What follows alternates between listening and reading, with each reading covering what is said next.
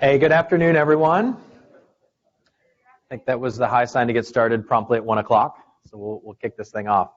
So we're going to introduce ourselves in a minute. Just a quick admin note. So this is listed as a workshop, although you guys are seated in rows, so it's not really going to be a workshop. It's more of an interactive lecture. But we are going to put you to work. You're going to stand up at least once.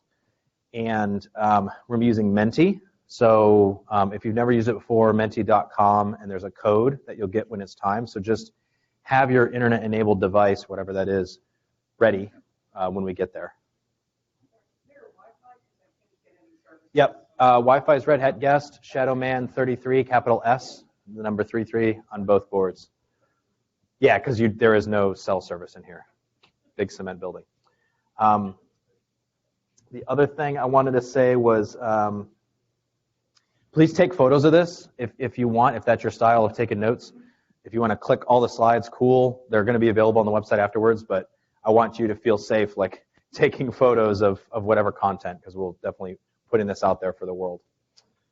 So with that, we'll get started. So hit it again. Oh, I think it is green. It's green now. I think it just went to sleep. No. Try it again. All right, cool. So I'm Jason Schreuder. I'm an Agile coach. Have coaching experience with dozens of teams in a variety of industries, and I live in Apex, North Carolina, so just down the road. And hello, Chris Curry, also an Agile coach. Besides what's up there, I do live in Raleigh, North Carolina. Typical kind of coaching path, development background, professional poker player, Scrum Master, Agile coach. So that's what brought me here today. It all helps. Cool. So what we're going to talk about today is facilitative leadership, and the subtitle is Creating a Culture of Great Meetings. We've been on this journey ourselves as facilitators, and it's something we both have a passion for and do a lot of facilitator training, and we want to kind of distill that down in a couple key tips and critical ideas for you today, and hopefully make it interactive and fun along the way. How this relates to the theme of practically agile, our fundamental premise is that effective teams collaborate. In order to collaborate, you need good facilitation. Facilitation and the facilitative leadership posture create the space for collaboration and for great things to happen in teams, and that is one step to making you and your environment practically agile. So we're going to go forward one more slide, and then we're going to do our first Menti.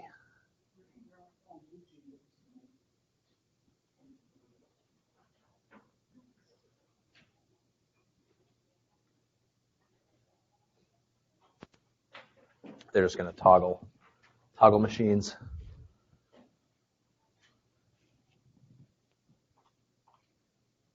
So what's going to happen here is there's going to be a slide, and there's going to be a code for Menti. So everyone can go to menti.com right now on your device, menti.com, menti.com. And the only thing you'll see there is a space to enter a 6-digit code, which you'll get in just a second. There it is. It's 457049. So you type in that code, and you'll be on the first screen. In that first screen, what I'd like you to do is write down the first 3 things that come to mind when you see this word. The word is both on your device and on the screen in front of you.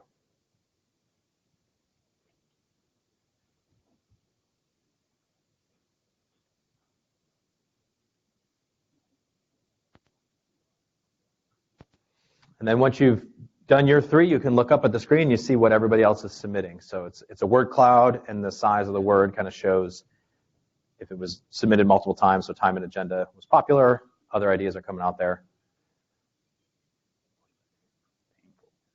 And then it's going to get really small and hard to read. So what have we noticed so far? What have you guys seen? What do you notice on the screen? People are bored. What else? Takes a lot of time. So there's a lot of negative things that we think of when we think of meeting, right? A lot of negative associations. There are some positives. Does anyone see some positive ones? Collaboration. I said that 3 times so that someone was anchored there. What else? People. It's a people activity.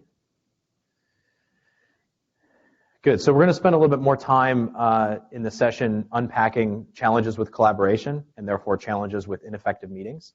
Our premise is that meetings are ineffective because there's not a good structure and a good process for them. It takes a skilled facilitator with the right posture to create that structure and make meetings effective. So all these things that you're putting up there about meeting is a very visceral reaction from past experiences. Our hope and our challenge is that going forward, you can apply some of these and make your meetings more effective and less like the negative up there. We got 58 people on board. Cool. All right, we're going to switch back now.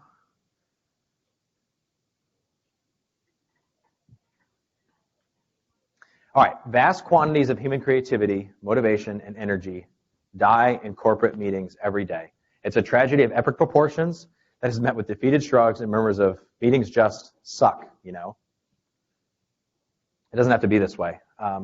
My meetings don't suck. I don't attend meetings that suck.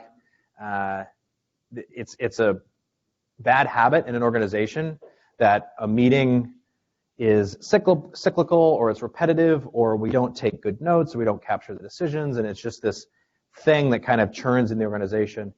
Meetings are a time and a place for people to collaborate and do real work. Working can happen individually, but Agile is a team sport, and in a lot of ways, meetings are the work that your team does every day.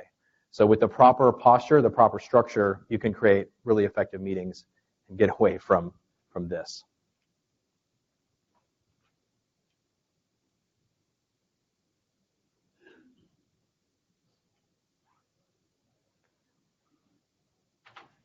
All right. So Jason mentioned earlier, we've kind of been on this journey of preparing a facilitation class, and within our organization, training a group of facilitators to be a little better at delivering meetings and creating more effective meetings throughout the organization.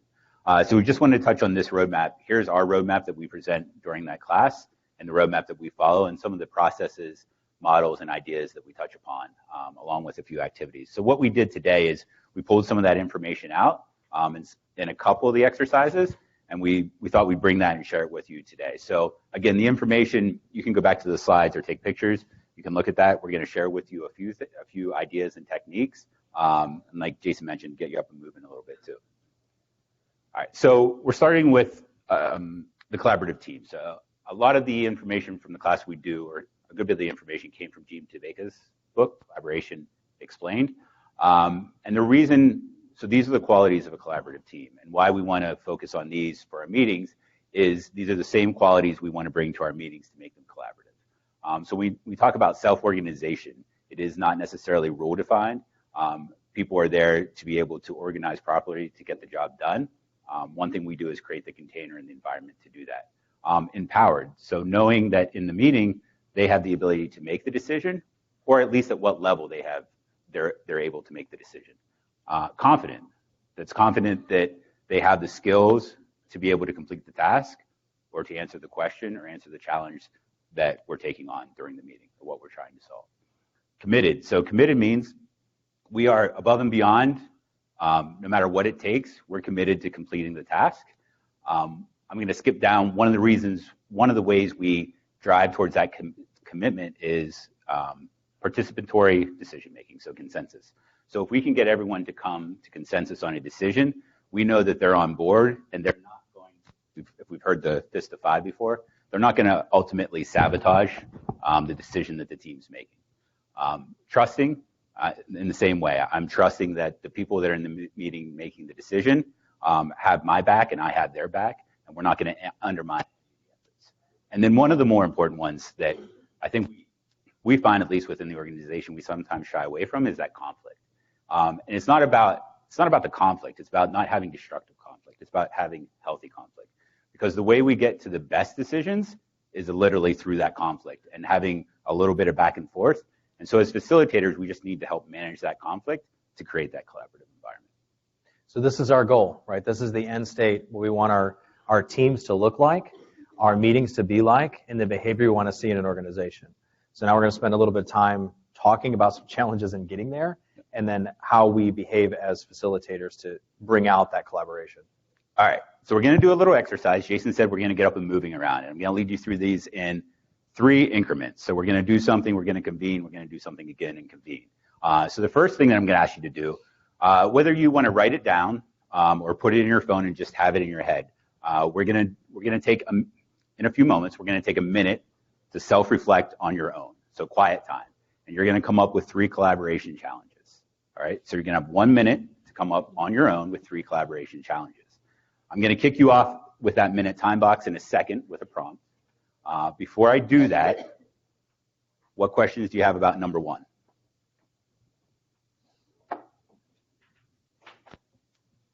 Okay. Oh, right there, yes. Is this like challenges that we have or ways that we're trying to collaborate? Challenges you have with collaboration within your it can be within your organization, maybe within your team. You don't have, it doesn't have to be strictly in the organization. It can be within your team. Something that you've come across as a collaboration challenge. Okay. Here we go. So within your organization over the last 6 months or so, you probably attended events or meetings that were very collaborative. On the other end of that spectrum, you probably come into meetings where you expect it to be a collaborative environment, but something went wrong. Maybe it was out of your control, maybe it wasn't. Think about those times where collaboration went wrong. What are a few things that caused that to happen? And you have 1 minute.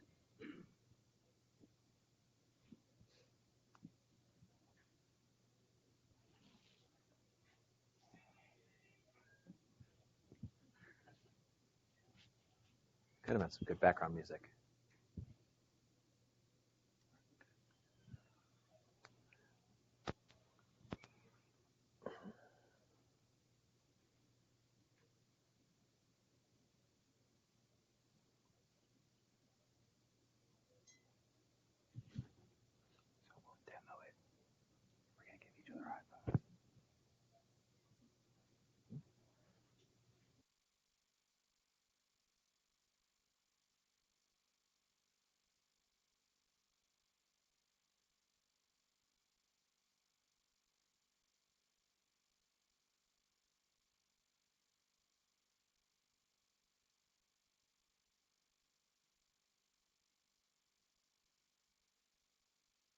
It's not very loud, but that was a minute. That was a minute. All right. So the second part of this, in a moment, I'm going to ask you to stand up. You're going to take those 3 ideas and you're going to find a partner to share. I'm going to ask you to try to find somebody that you don't know. So maybe not the neighbor right next to you, maybe in front or back.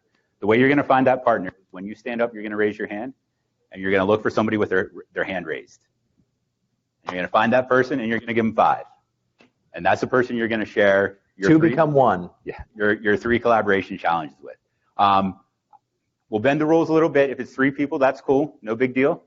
What I'm going to do is I'm going to give you 2 minutes to share with that group of 2 or 3, whatever you find, and share your collaboration challenges and allow the other person to share theirs.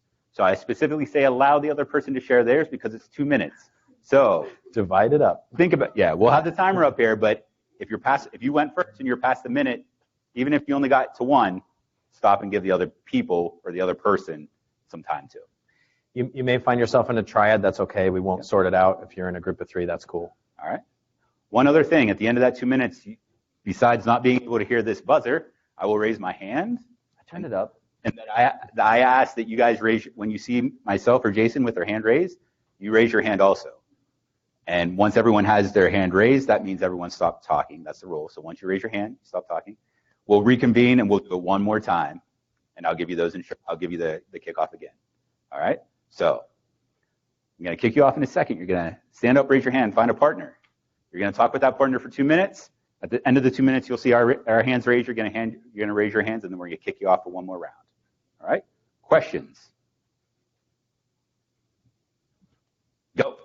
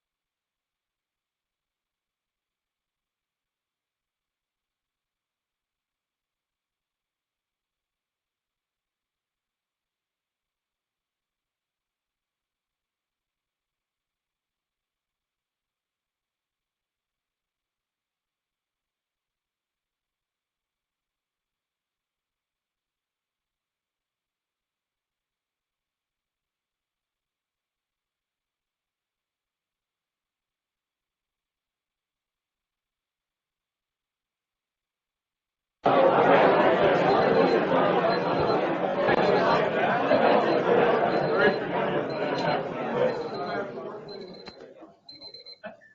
right. So there's a technique you can get a large room of individuals to quiet down pretty quickly. The beeping in the background helps too. Yeah, it does. Oh, I like to think it was the hand raising, Jason. Yeah. All right. So we're going to do this one more round for 2 minutes. So find a new partner. If preferably somebody you haven't found before, raise your hand again.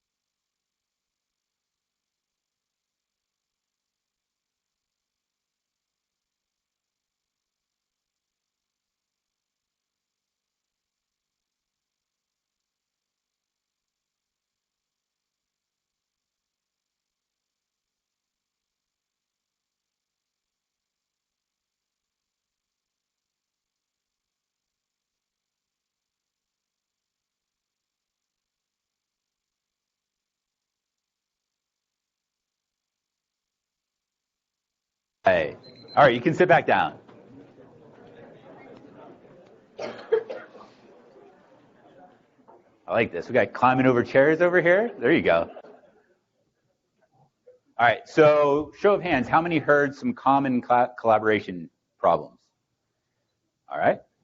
Show of hands, who of you have heard a problem that you've solved for or had an idea to solve for? Who would like to share their idea, what it was, and how they solved for it? And mics are coming around if you're willing to share. TJ?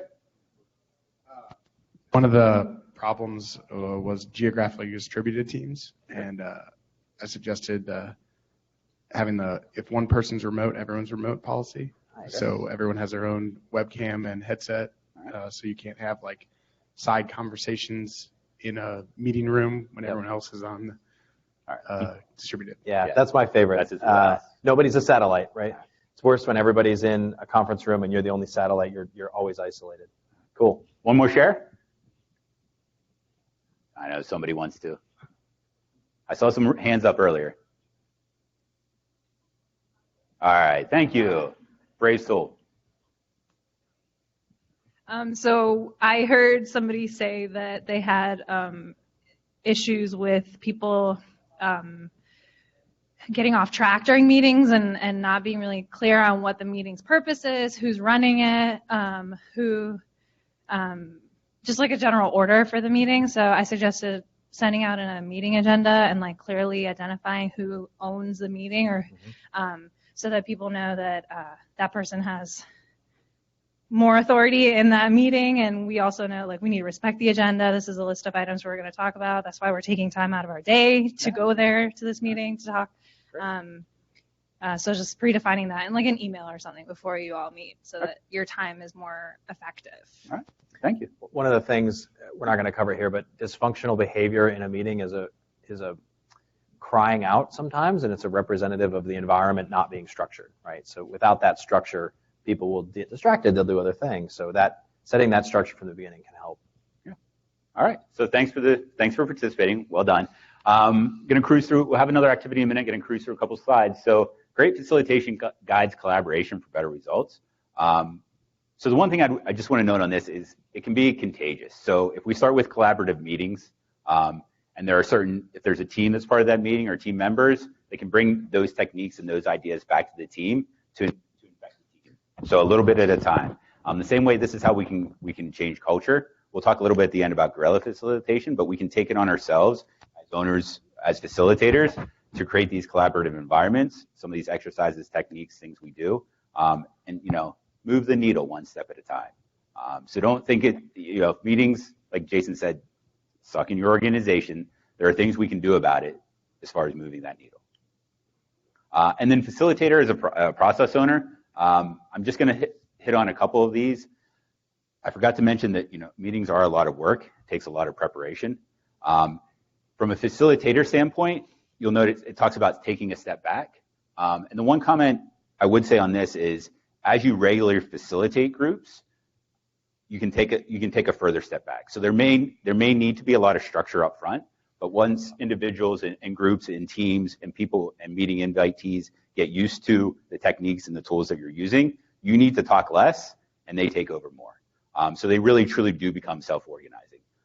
And the other thing, because it's a lot of hard work as a facilitator, to stay positive and stay high energy, stay neutral as far as from a standpoint of decision making, but weather the storm, the ups and downs of the meeting, and always keep that high energy, because just like if you're a scrum master of the team and sometimes your team flows with your energy, the meeting will flow with your energy too.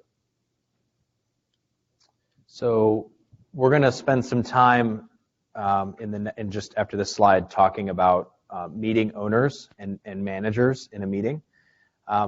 Facilitators are leaders, and leaders that are not facilitators, but maybe they're a meeting owner or a meeting sponsor, need to be aware of how they're showing up and the influence that they have on the meetings, right? There is always authority and influence present in every human interaction. So consider these as a litmus test for yourself of whether or not you should be calling yourself a facilitator of a meeting. It's totally fine to be the decider in the room. It's totally fine to be the head honcho, to be the person in charge and have a open conversation, but you're still the decider. And we're gonna use the 7 levels of authority to unpack that in just a few minutes. But if you're truly trying to create collaboration, which is where everyone's vote counts for one, everyone has an equal voice and everyone's engaged, you need to kind of make sure that you can answer no to all these questions.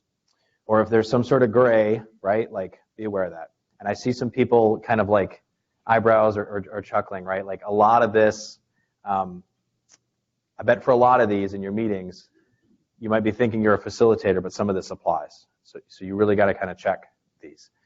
Not a critical knowledge holder, not a definite opinion about the result, not a manager. Now you can be a manager and facilitate, but you have to truly check in with yourself. Is my vote only 1? Everybody else has a vote of 1. Or do I want like 1.3? Do I want a little bit more authority than everybody else? You can do it, but it takes practice. No conflict with a key participant. So I would not come in to facilitate a meeting if I had just had a rough interaction or something strange going on with someone in the meeting. I'd want to clear that up first. And then Chris already mentioned maintaining a high level of energy, being positive and being the person that exudes confidence and collaboration and authority behind the structure, and keeping the energy high, because that will emanate out to everyone else in the meeting.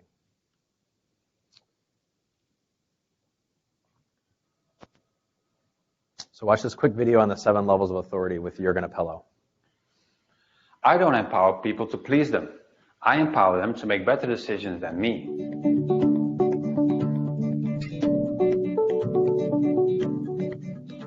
Hi, my name is Jürgen Appello, a Management 3.0 thinker and practitioner. Let me tell you a story.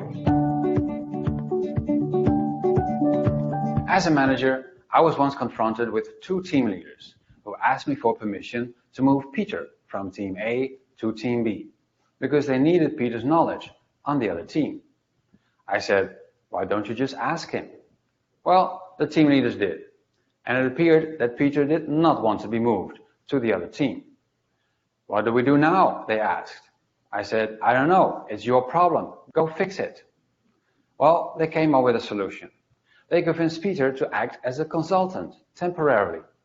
He could stay on his own team, but he would be available for discussions and coaching on the other team. Problem solved. It was a simple solution that the three of them could easily agree on without getting me involved. So I had time to read a book about empowerment or something. So, what can we learn from this? Workers can often make better decisions than managers if there is trust in the system. To enable and grow this trust, I offer the 7 levels of delegation. Level 1 is tell. You make a decision for others and you may explain your motivation. A discussion about it is neither desired nor assumed. Level 2 is sell. You make a decision for others, but you try to convince them that you made the right choice, and you help them feel involved. Level 3 is consult. You ask for input first, which you take into consideration before making a decision that respects people's opinions. Level 4 is agree. You enter into the discussion with everyone involved, and as a group, you reach consensus about the decision. Level 5 is advise. You will offer others your opinion and hope that they listen to your wise words, but it will be their decision, not yours. Level 6 is inquire. You first leave it to others to decide, and afterwards you ask them to convince you of the wisdom of their decision. Level 7 is delegate. You leave the decision to them because they are the experts and professionals. They should know better than you. You can apply these levels of delegation to key decision areas. For example, team membership could be level 5. It's their decision as teams, but as a manager, I will offer my opinion first. Project selection could be level 3. As the manager, I decide on priorities, but I value the input of the team members. Tool selection, level 6 for sure. They are the professionals. Let them pick the right tools. However, I would like to be informed. By clarifying these boundaries for teams, I enable them to self-organize in a safe way. Now, why don't you try this yourself? As a manager, you should delegate as much as possible to your teams. But you may have to do this step by step, in a safe way. You can do that by putting up a delegation board. Show the 7 delegation levels and list the key decision areas, such as vacation days, office hours, tool selection, team membership, goal setting, team bonuses.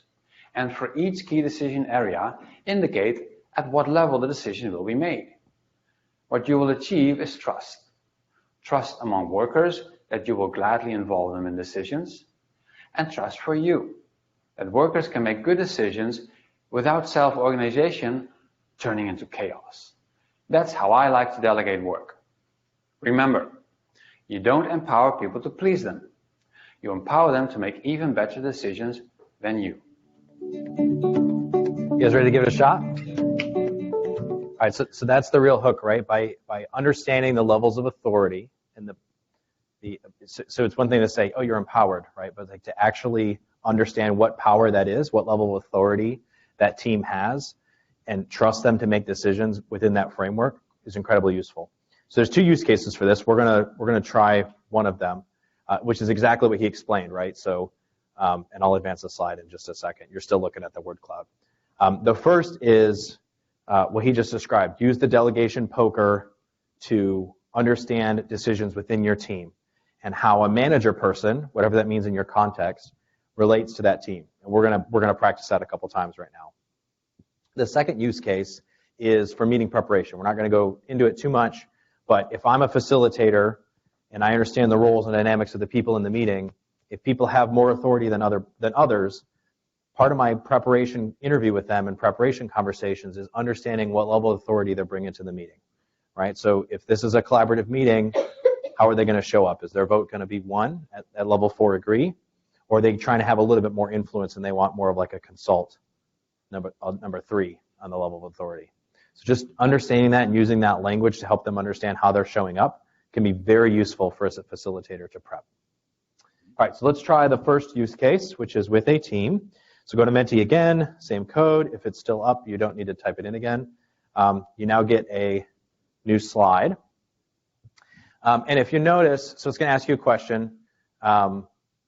If you'll notice, if you kind of look across the 7 levels there, we've got them graphically depicted as like cards, and you pick the right one.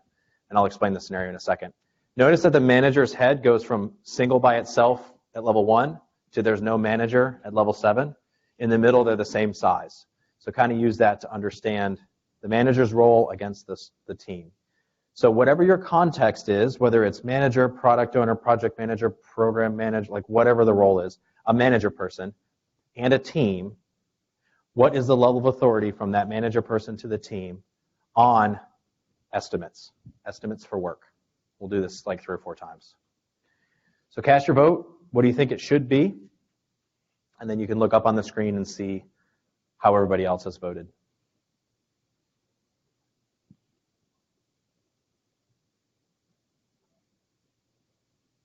We had 62 last time, so we'll let it run to like maybe 40, and then you can keep going, but I'll start talking.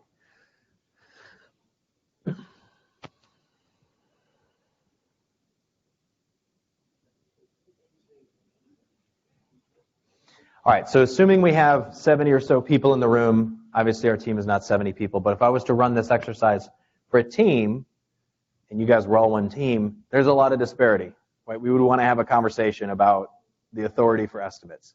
But if, for example, all 10 people on the team said, yeah, level 4 agree, cool, then the manager gets to be part of the estimate conversation, and we all understand what that means. So it's using this technique to just understand what level of authority we have on this decision. All right, let's try another one. The sprint plan. So the plan for our iteration. What level of authority does the manager person have with the team? Again, look at the heads. If the scenario seems confusing, look at the heads on the cards. M is the manager, team is the curly-haired fellow on the right. Yes. No, it's whatever your team decides, yeah. And the point is just get alignment. So if you do this with your team and you're all over the board, we can have a conversation. If you do it once and it's very clear that we're all level 4 or level 5, cool. Everyone understands that authority. It's just getting that agreement between the team and the manager person. Great question. All right, so run that one. Yeah, so a lot of you in your context said, okay, sprint plan, we all agree, cool. A lot of you are also saying totally up to the team. However your organization's laid out, again, there's no right answer, but notice that there's disparity in the room.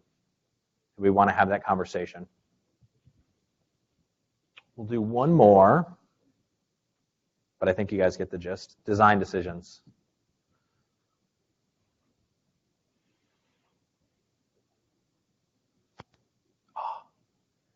There were like 5 people that jumped on level 7. A couple 6s. A few 5s, a few 4s.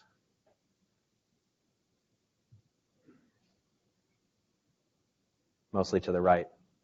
Cool. All right, thanks, guys. So hopefully you see how you could use this in your context to have a conversation with managers and stakeholders and people around your team. Switch it back. You switch it back.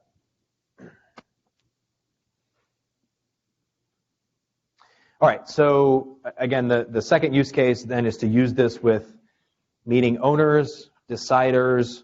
I'm going to call a meeting. I'm going to organize a meeting in Outlook or on the calendar, and Jason, I'd like you to come facilitate. Okay, cool. Let's understand what level of authority you bring into the meeting.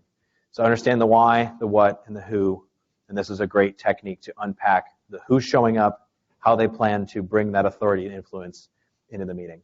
And I would always, always, always recommend doing a one-on-one preparatory interview and like make your own list. Stack rank your authority people of authority, start at the top and get as far down as you can.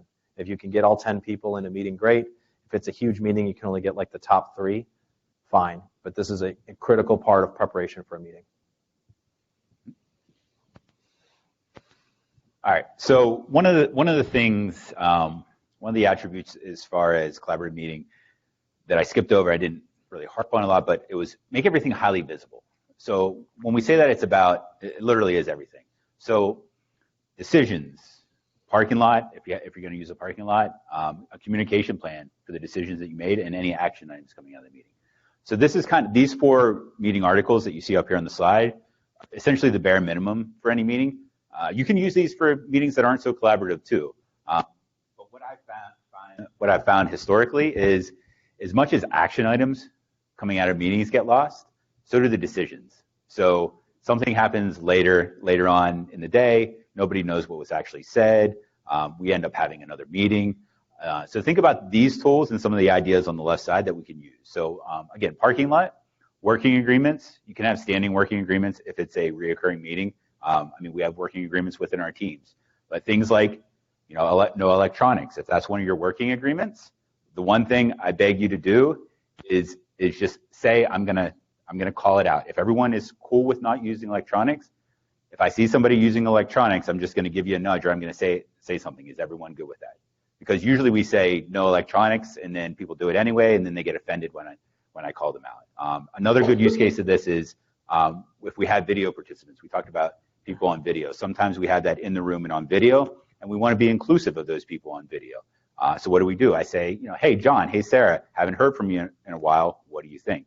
If I haven't, at the beginning of the meeting, let them know that I may do that during the meeting just to make sure I'm including them, they could possibly take that as me calling them out. So they're going to get defensive. They're probably not going to participate, and I've had the exact opposite effect of what I was trying to do. And then definition and consensus, like one of the most important things about collaboration, and that's a fist of 5. So that, on the fist of 5, it's 3 and above is, I can live with it and commit to trying to do it in this way. You can use these if you're all in a room, put them on the whiteboard, put them on big stickies.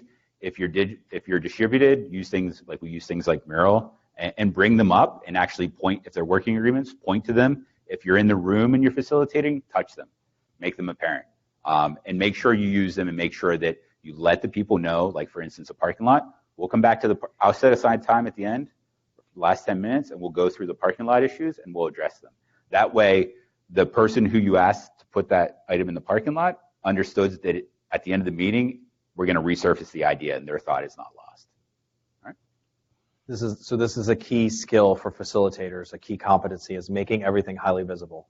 Right? Not only the purpose and agenda at the start of the meeting, it's clarified, everyone knows why they're here.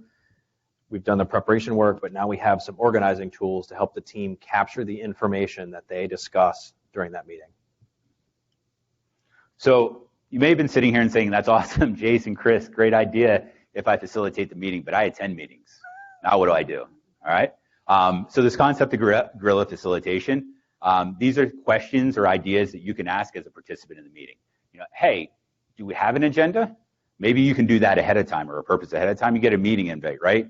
It has the dial-in number or the room number, and it has a subject. And you're looking in the contents. Blank. I feel like Microsoft Outlook put like that little box there so that people could put information in there about the agenda. But I know at our company we don't always use that. I don't know if it's the same way with you guys. Help the group maintain organizing tools. So I was in a meeting where somebody said, hey, let's put that in the parking lot. And someone's like, do we have a parking lot? So there wasn't actually anywhere to put it. But if you make it visible, like I said, then people would tend to use them.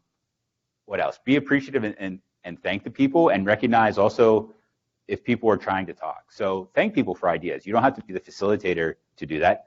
Thanks, John. That sounds like a great idea. Chris, it looked like you tried to talk a couple times. What were you thinking? So you don't have to be the facilitator to do that. You can do that casually and bring people into the conversation. And also be mindful of the dysfunctional behavior of the elephant in the room. If there is a facilitator and that facilitator doesn't address the issue, then take it upon yourself to do so.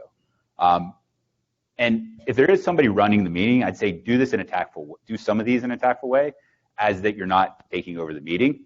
And depending on who that person is, depending on your relationship with the person, maybe you follow up with them at the end and just kind of give some feedback. Yeah, give them some feedback and clue them in on what you were trying to do to let them know that you were just trying to have the flow and the purpose of the agenda kind of put in front of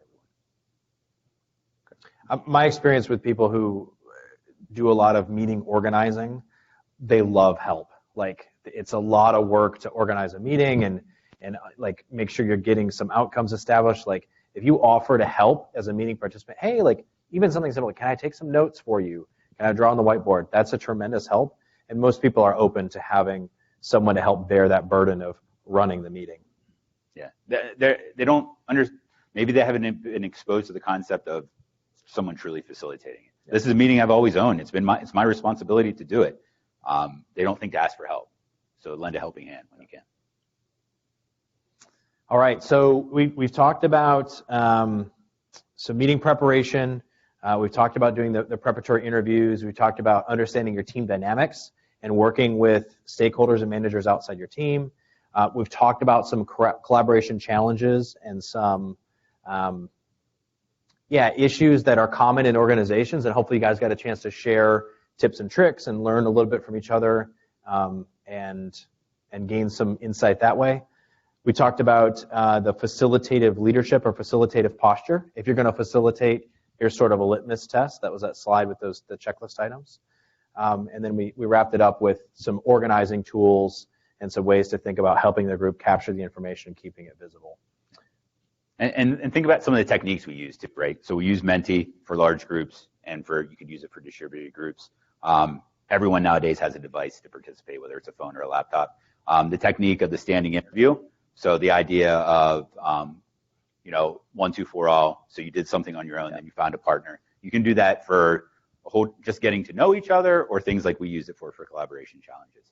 So those are just a few techniques that you can bring back depending on the situation. The best way to get every voice engaged and get a team speaking is not to say, let's go run. I mean, you can go around the room one by one, 10 people, 20 people. So much easier if you break it up into small groups. You can do small group activity, pairs, triads, even groups of 4 for brainstorming, for having a conversation. You got to plan that ahead of time. It's very tough to just whip it out mid-meeting. But if you plan that ahead of time and plan that exercise, it can be a really powerful way to make sure everyone's heard. And it builds safety.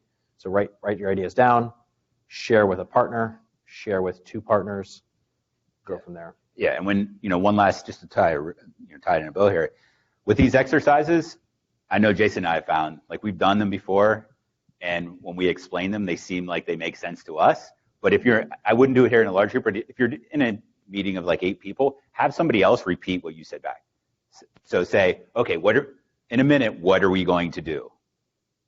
Because you'll get some blank stares, and then you'll get somebody that was listening and says exactly what we're going to do, and then there might be a question. Because the last thing you want to happen when you kick off a collaborative exercise is you say go, and half the people are like, wait, what are we doing? Because you didn't explain it correctly.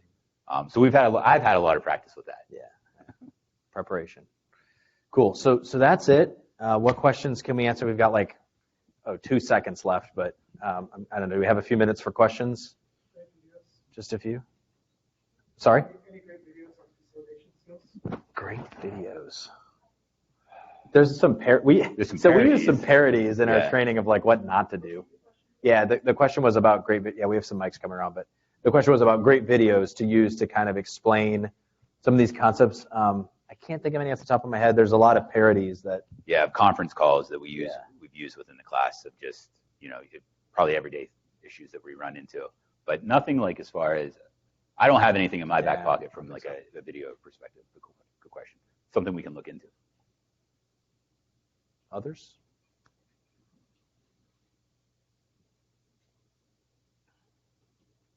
All right. Well, thank you all so much for your time. I appreciate you guys were great sports. Look forward to seeing you the rest of the day and hopefully out for a drink here in a little bit. Thank you. Cheers.